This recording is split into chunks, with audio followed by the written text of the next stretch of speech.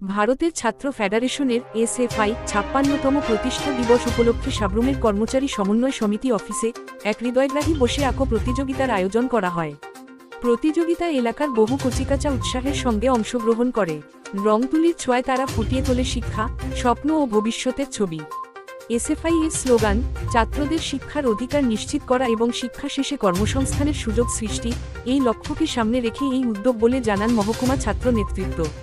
তাদের মতে শিশুদের সৃজনশীলতার বিকাশের পাশাপাশি শিক্ষার গুরুত্ব সম্পর্কে সচেতনতা গড়ে তুলতেই এই কর্মসূচি।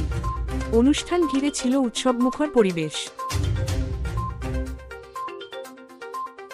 1970 সালের 27 থেকে 30 ডিসেম্বর সম্মেলনের মধ্যে দিয়ে ভারতের ছাত্র ফেডারেশন প্রতিষ্ঠা লাভ করে।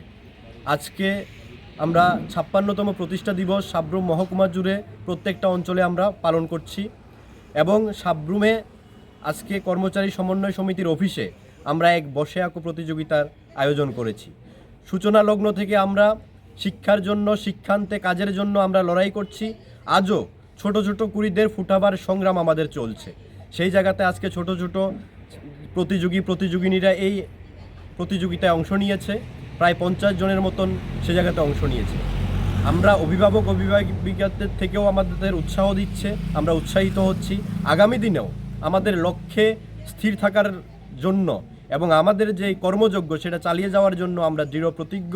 আমরা সারা মহকুমা জুড়ে, সারা রাজ্য জুড়ে এবং তার পাশাপাশি সারা দেশ জুড়ে এসএফআই এর সংগ্রাম চলবে, এসএফআই এর কর্মযজ্ঞ চলবে।